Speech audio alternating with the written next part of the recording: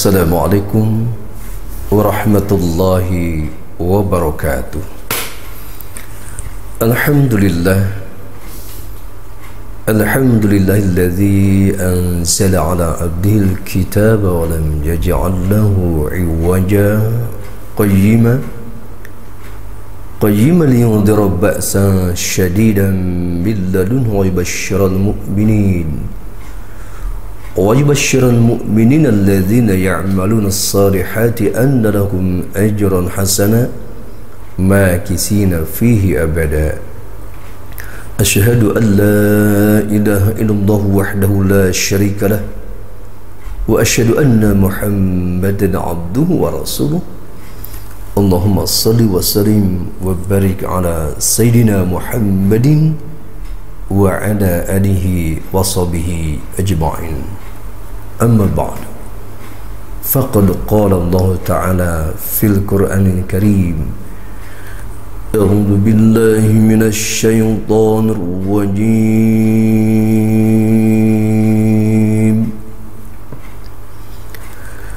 Bismillahirrahmanirrahim. Ya ayyuhan nasu u'budu rabbakumul ladzi khalaqakum اعبدوا ربكم الذي خلقكم والذين من قبلكم لعلكم تتقون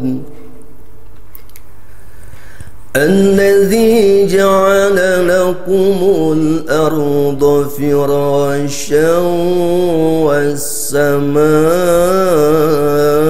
بناء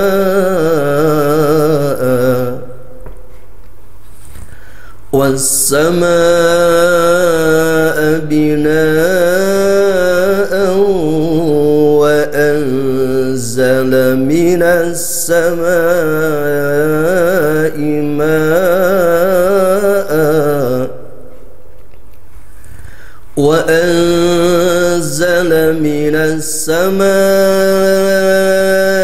ماء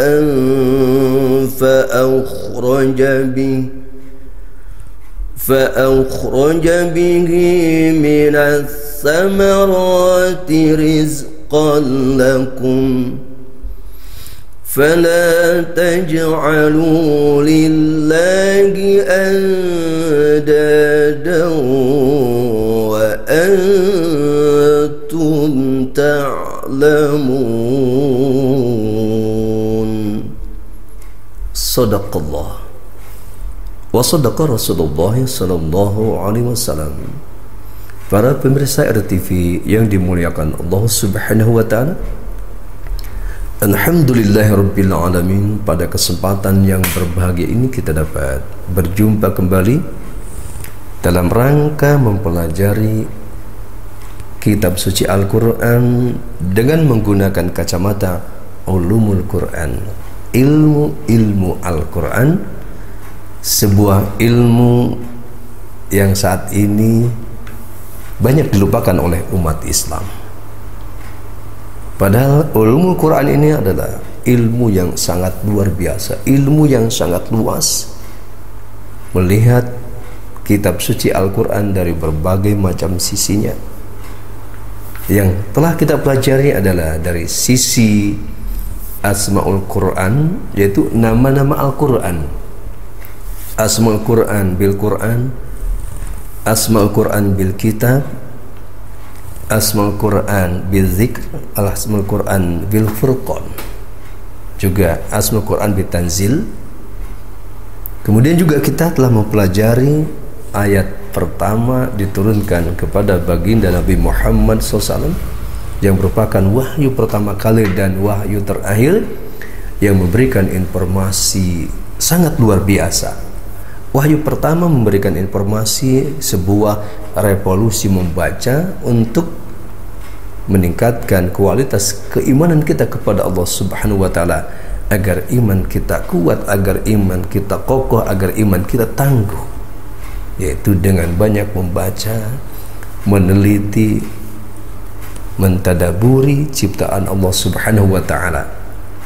Juga ayat terakhir yang turun yaitu pada surah Al-Baqarah ayat 281 mengingatkan kepada kita bahwa kita harus takut ketika suatu saat kita dikembalikan kepada Allah Subhanahu wa taala.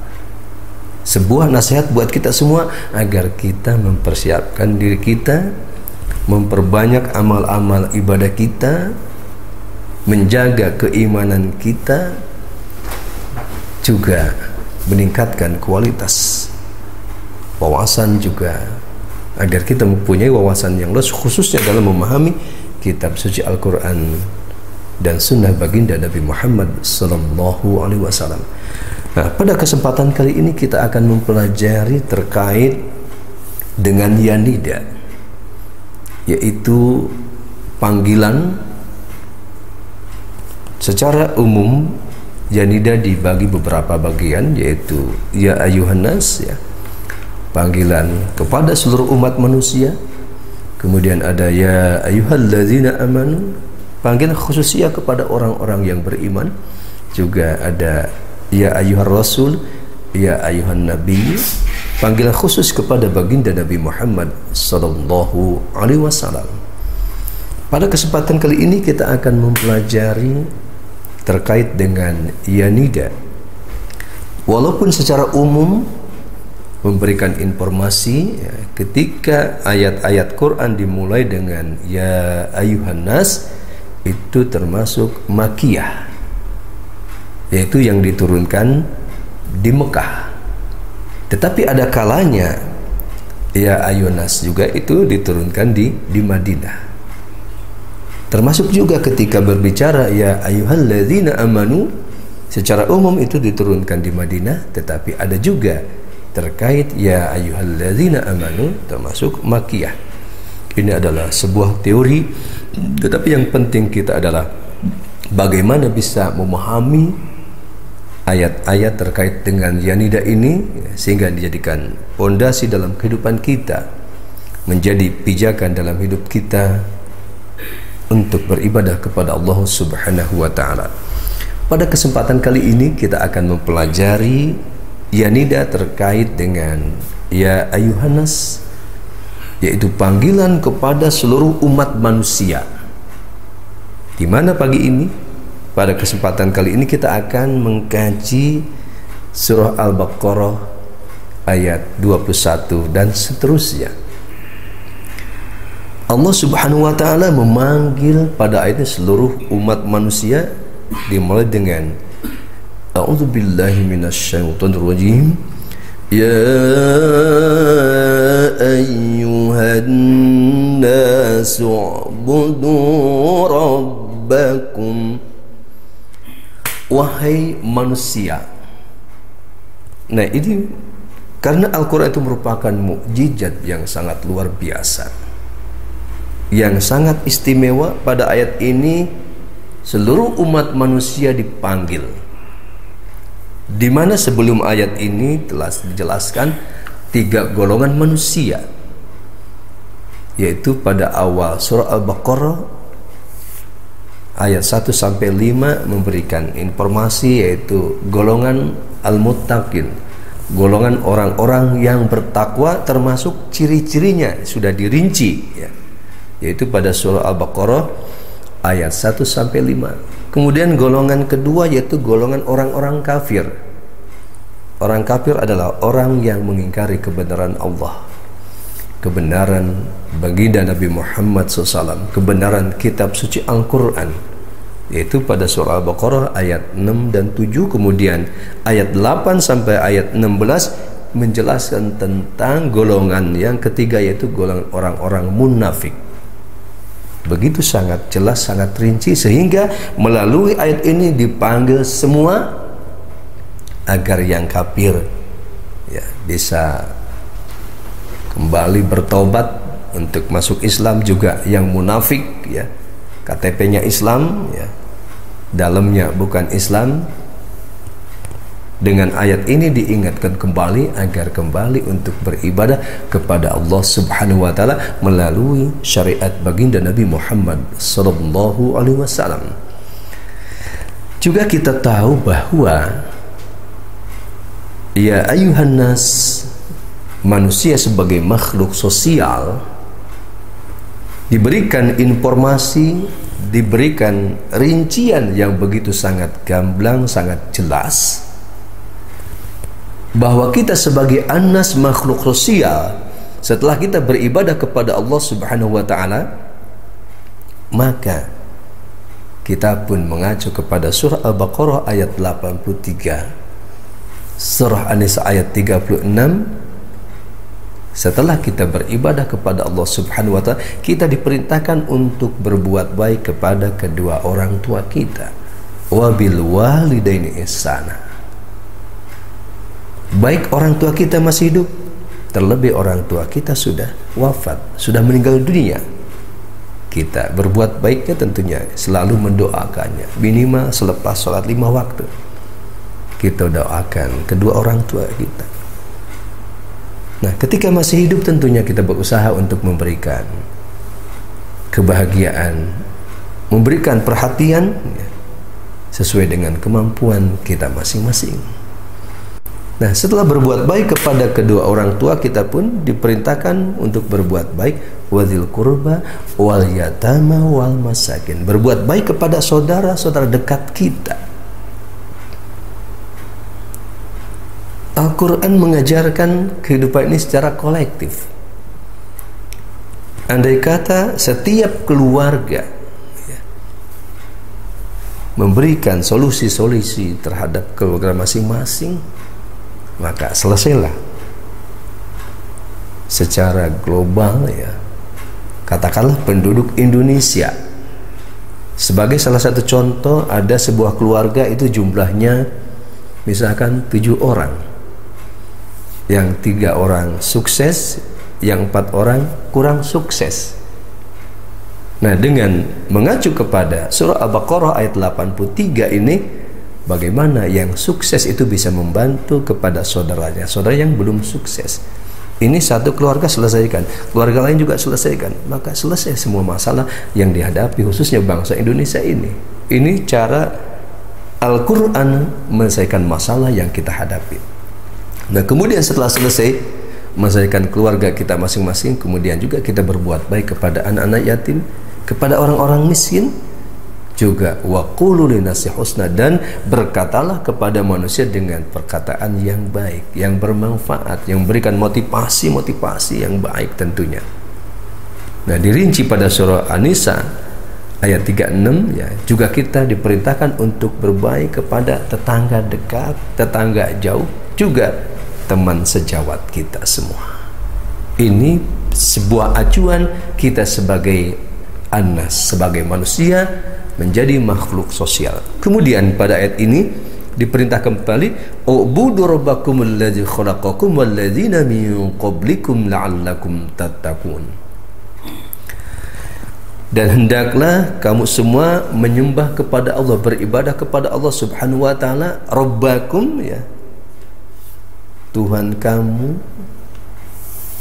yang telah mendidik kamu, yang telah memelihara kamu, yang telah menjaga kamu semua,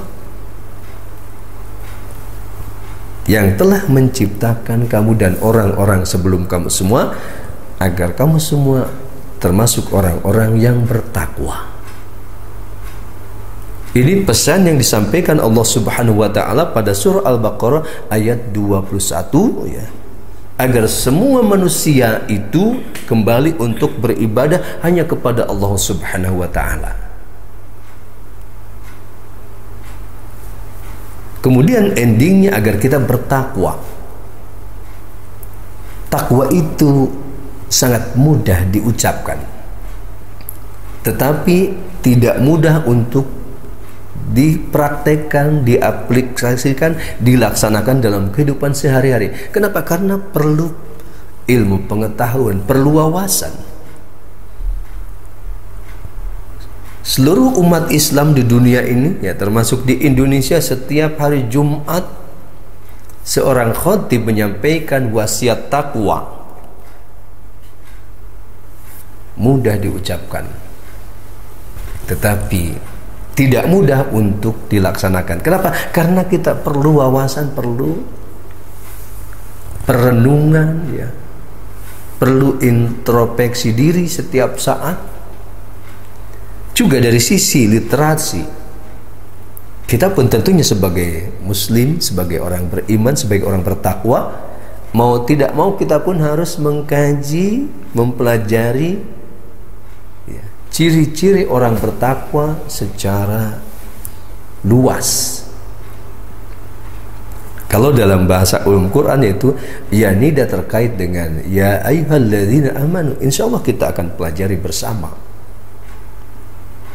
Nah, karena orang bertakwa itu pertama adalah orang yang berupaya untuk melaksanakan segala perintah Allah Subhanahu wa taala dan menjauhi terhadap apa-apa yang dilarangnya. Ini orang bertakwa. Nah, untuk mengetahui perintah dan larangan Allah Subhanahu wa taala itu terkait dengan yanida secara khusus, di dalam kitab suci Al-Qur'an ada 89 ayat induknya, belum turunan-turunannya. Artinya kita pun ya harus memahami, harus mengetahui ya yanida tersebut, supaya kita tahu, oh perintah Allah itu ini saja, kemudian larangannya ini saja. Nah, sementara yang diketahui oleh kebanyakan umat Islam itu hanya globalnya saja. Nah, rinciannya yaitu terdapat pada ya nida ya ayyuhalladzina amanu. Insyaallah nanti ada sesi khusus ya setelah kita menyelesaikan materi-materi terkait dengan ya ayyuhan nas. Kemudian juga bertakwa itu Allah perintahkan ya, agar kita mencapai ittaqullah haqqa tuqatih, yaitu puncak takwa kita kepada Allah Subhanahu wa taala. Tetapi Allah pun memberikan sebuah kemudahan, sedikit kelonggaran, fattaqullah mastata'tum ya. Pada surah At-Taqabun, maka bertakwalah kamu kepada Allah sesuai dengan kemampuan kamu masing-masing, dalam arti tetap aktif bukan pasif. Kita berusaha untuk mencapai puncak takwa. Nah, kemudian takwa secara puncaknya, nah ini yang dimaksudkan, takwa itu mudah diucapkan tetapi tidak mudah untuk dilaksanakan, yaitu praktek puncak takwa, yaitu kegiatan seseorang setiap waktu yang Allah berikan kepada orang tersebut, seluruh waktunya selalu terhubung dengan Allah Subhanahu wa taala. Itu adalah puncak takwa. Dalam keadaan sendiri kita terhubung dengan Allah, dalam keadaan juga ramai ya, misalkan di pasar ya, di masjid, atau dalam kondisi sedang rapat segala macam, selalu terhubung kepada Allah. Itu puncak takwa. Nah, untuk mencapai puncak takwa itu tadi perlu latihan, terus perlu introspeksi diri ya, perlu memperbanyak istighfar setiap harinya itu, agar kita selalu dekat dengan Allah Subhanahu wa taala. Kemudian Allah juga memberikan paparan yang sangat luar biasa, memperkenalkan Allah kepada kita semua. Setelah Allah memerintahkan agar kita semua hanya beribadah kepada Allah Subhanahu wa taala, Allah menciptakan kita ya, juga Allah menciptakan orang-orang sebelum kita. Ini sebuah gambaran ciptaan Allah yang sangat luar biasa, yang sangat hebat. Kenapa? Karena Allah ciptakan manusia begitu sempurna, dengan bentuk fisiknya yang sempurna, termasuk panca inderanya, termasuk organ-organ dalam tubuh kita. Allah kasih akal kita, Allah kasih otak kita, Allah kasih hati kita. Itu perangkat-perangkat yang sangat luar biasa ya, yang harusnya kita pikirkan, harus kita renungkan, menjadi sebuah pelajaran. Bahkan satu sisi saja dari bidang ilmu kedokteran misalkan, ini yang diteliti adalah manusia, fisik manusia. Sekarang kita lihat ya, ada dokter spesialis mata ya, ada dokter spesialis THT, ada dokter internis, ada dokter ahli jantung. Bayangkan itu, kita renungkan, semua yang diteliti adalah manusia. Cuma yang mengherankan saat ini, kenapa rumah sakit selalu penuh? Ini mengherankan. Kenapa? Berarti menjadi bahan renungan buat kita. Seharusnya rumah sakit itu kosong. Tetapi jangan khawatir, para dokter misalkan yang punya rumah sakit itu tidak makan, pasti Allah berikan, Allah jamin. Artinya di sini ada sebuah konsep bagaimana supaya hidup itu sehat. Nah, Islam mengajarkan melalui syariat Islam, melalui ibadah sholat, melalui ibadah saum Ramadan dan saum sunnahnya itu satu sisi memberikan gambaran bahwa kalau kita melaksanakan ibadah sholat dengan sempurna, saum dengan sempurna, insya Allah hidup kita itu sehat. Bukan hanya sehat lahirnya, tapi sehat lahir dan batin. Ini sebuah gambaran betapa luasnya sebenarnya pada ayat ini ya, tergambar kebesaran Allah Subhanahu wa taala, khususnya ciptaannya itu terkait dengan manusia. Allah ciptakan dengan bentuk yang sangat luar biasa. Nah, kemudian Allah juga memperkenalkan, yaitu melalui ayat ini terkait juga dengan ayat-ayat kauniyah, yaitu alladzi ja'ala lakumul arda firasya, dan dialah Allah yang menjadikan buat kamu itu bumi sebagai hamparan, sebagai tempat tinggal kita. Kita bisa hidup tenang ya di tempat tinggal kita. Itu Allah hamparkan bumi ini sebagai tempat tinggal kita ya, sebagai tempat berteduh kita ya. Bahkan ya, kalau kita redungkan ya, jangankan dunia ya, Indonesia saja ya, sangat-sangat luas ya, dari Sabang sampai Merauke ya. Jangankan Sabang sampai Merauke, Pulau Jawa saja ya, itu bumi ya terhampar ya. Mungkin jangan Jawa, Jawa Barat saja ya, bisa berjam-jam, bahkan bisa puluhan jam ketika kita misalkan pengen mencapai misalkan pengen jalan-jalan ke ujung Garut misalkan ya, atau ke Tasikmalaya ya, dari Jakarta itu bisa memerlukan waktu yang berjam-jam. Termasuk katanya ke ujung Genteng ya, itu pemandangannya sangat indah itu juga, itu berjam-jam sampai ke sana. Itu menunjukkan bahwa Allah menjadikan bumi sebagai hamparan buat kita. Belum isi buminya, banyak kandungannya kita lihat ya, ada minyaknya ya, ada emasnya ya, banyak sekali ya, ada nikelnya ya, banyak sekali kandungan bumi yang Allah berikan, Allah siapkan untuk kehidupan manusia. Sebenarnya hanya saja kadang-kadang manusia itu tidak mampu menatanya dengan baik, sehingga menjadi sebuah penyimpangan-penyimpangan yang seharusnya kandungan bumi itu untuk kemaslahatan, untuk kesejahteraan masyarakat, tapi kadang-kadang hanya yang menikmati adalah segelintiran orang. Bahkan akibat daripada galian-galian batu bara misalkan di Kalimantan Timur yang itu banyak kubangan-kubangan yang seharusnya itu ditata ulang gitu. Nah, ini Allah jadikan ya, yaitu bumi sebagai hamparan, kemudian wassamaa binaa, dan Allah jadikan langit sebagai atapnya. Kita renungkan langit sebagai atap tanpa tiang, kuat dan kokoh, itulah kebesaran Allah Subhanahu wa taala. Juga kalau kita renungkan, kita lihat matahari ada di dalam langit ya, bulan, bintang-bintang ada di dalam langit. Betapa luasnya ciptaan Allah Subhanahu wa taala. Kemudian wa anzala minas samaa'i maa'a, dan Allah turunkan dari langit itu ma'a, itu air hujan. Bahkan dalam tafsir Marah Labib ya, karya Syekh Nawawi Al-Bantani, itu di situ diberikan informasi air hujan itu ya, itu awalnya itu al-matar itu dari langit ketujuh, kemudian diturunkan ke langit-langit berikutnya sampai asamud dunya, sampai langit dunia, kemudian baru diturunkan ke bumi. Itu dalam sebuah literatur ya, dalam tafsir Al-Munir karya Syekh Nawawi Al-Bantani, bisa dirujuk ke sana. Kemudian dengan turunnya air hujan itu, fa akhraja bihi minas samarati rizqalakum, maka dikeluarkanlah dari bumi ya, hasil tanam-tanaman, hasil buah-buahan yang banyak sebagai rizki bagi kamu semua, sebagai rizki bagi kita semua. Nah, ini pun kalau kita redungkan ayat ini secara kauniyah, seakan-akan berbicara tentang Indonesia. Walaupun ayat ini turun di Madinah